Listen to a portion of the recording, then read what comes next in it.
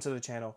I'm Chris. So the other day it was New Comic Book Day and I did a vlog then, but there are a couple books that I couldn't get at the time that I am itching to read, which is Absolute Superman 15, which is the start of a new arc. Also, new artists on it. I think it's Juan Ferreira that's on it now. And then also Absolute Green Lantern number 10.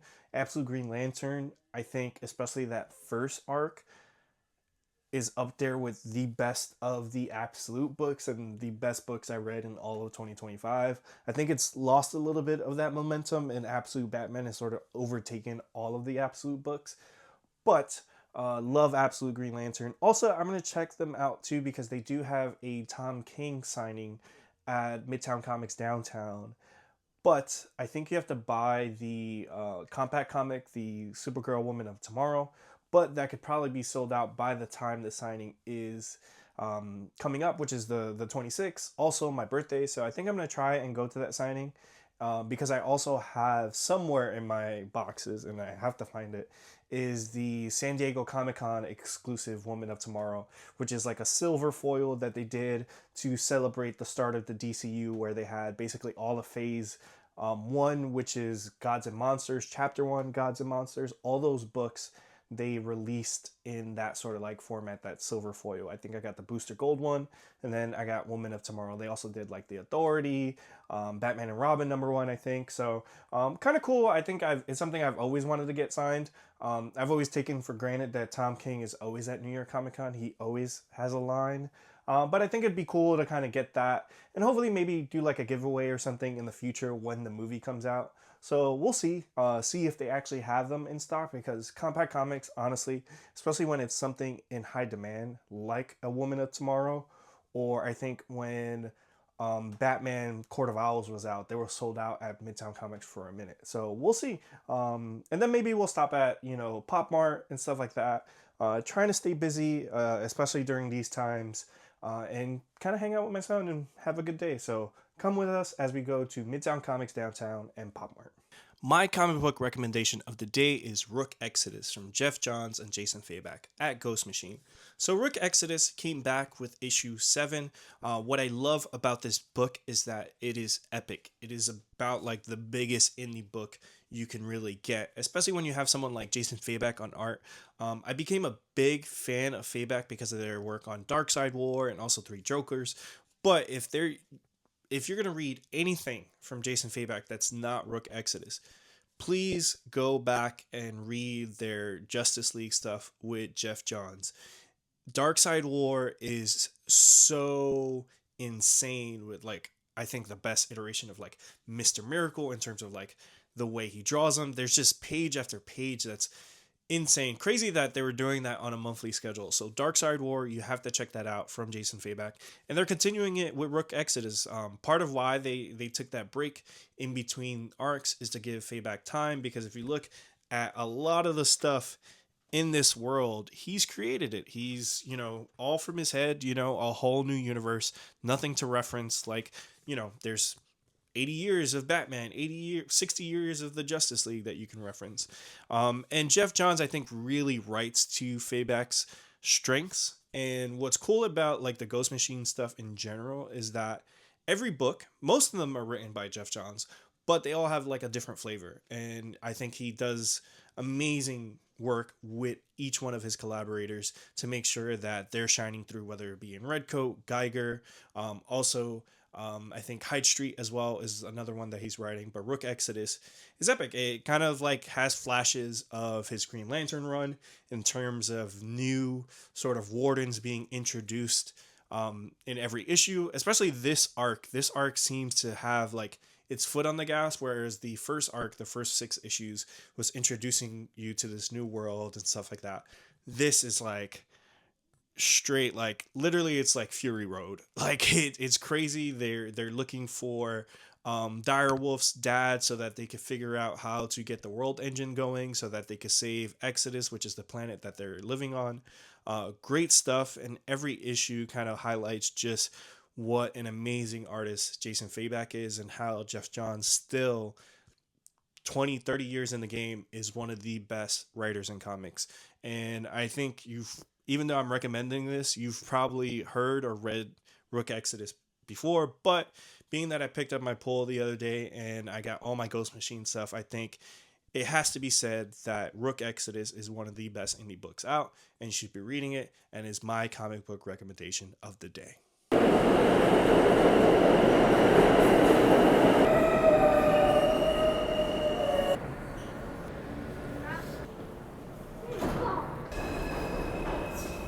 If you guys have watched a few of the vlogs, you know that I go to Midtown Comics Times Square most of the time. And the reason for this is that they really have all the stock you could really think of, and they have it literally, they could have a book a month later, even if it's a hot book. Downtown did not have Superman number 15, Absolute Superman 15, which was disappointing, but they had the other stuff. Plenty of copies of Supergirl, Woman of Tomorrow, the compact comic, also Absolute Green Lantern number 10, and some other stuff that was kind of cool. Like, I was able to see that Los Monstruos, which was one of my favorite books of 2025, was available in trade. This book is LA Noir meets Universal Monsters. So good. If you haven't read it, please check it out. It's available in trade now. Something that is refreshing about Midtown Comics Downtown versus Grand Central and Times Square is that it's a lot more quiet when they don't have a signing on a day like today. It's the weekend, and it literally was just me and my son and the employees. So we had the store to ourselves. And I'm a serial window shopper. I'm going to look around. I'm going to check things out, try certain things.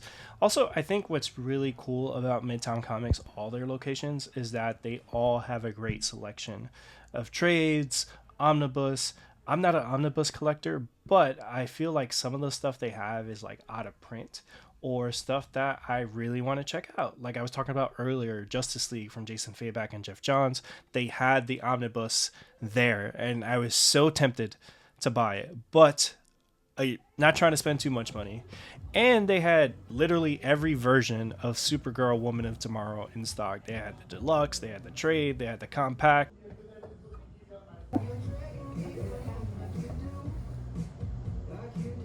People tend to hate on Injustice, but I love the comic. Brian Buccellato, and then you also had Tom Taylor. I think the comic does a great job of telling that Injustice story a lot better than the video games did.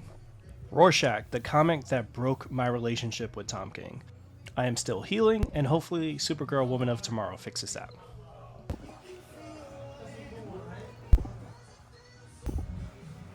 I don't. With Sebastian Stan announced as Harvey Dent in the Batman 2, I am really tempted in getting a full run of The Long Halloween and Dark Victory.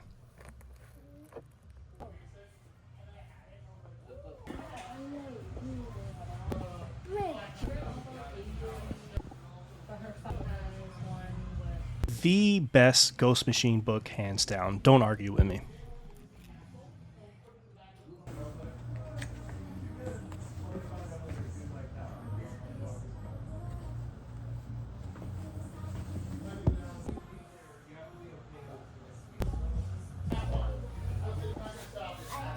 Okay. No, I'll be right there. Now, this is the book that almost fixed my relationship with Tom King. Batman One Bad Day, The Riddler from Tom King and Mitch Gerrard's a great one-shot.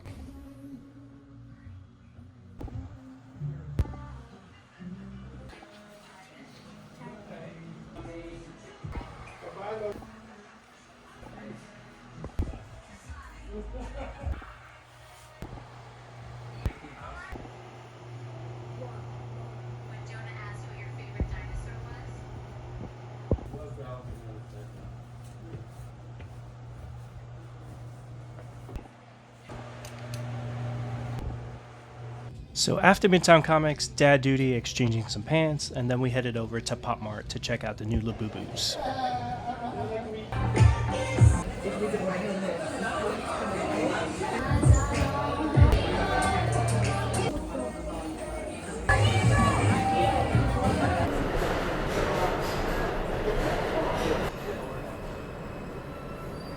I'm back. So the haul is a lot lighter than I initially thought because Midtown Comics Downtown did not have Absolute Superman 15. So I'm probably going to have to buy it digitally on Global Comics. But I did get what I set out to get, which was two things outside of Absolute Superman, which is Supergirl, Woman of Tomorrow, the compact Comics edition, which just came out last week, and then Green Lantern number 10, Absolute Green Lantern number 10. I read Absolute Green Lantern number 10 on the train, and earlier I said the book had lost some of its momentum. I lied. This was amazing. This was, it got his momentum back. I'm excited for some other characters to come back into the story. You know, right now Hal is asleep right now, unconscious.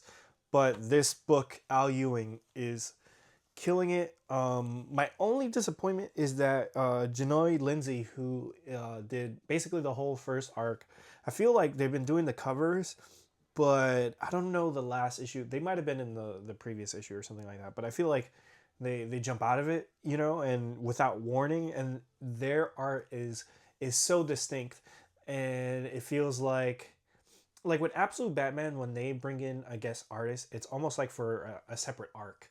So the fact that the main story is being done by a separate artist is a little bit like disappointing. And also, like, it's one of those things that I really liked about the book. Like, I had not seen Janoy Lindsay's art at all before this book.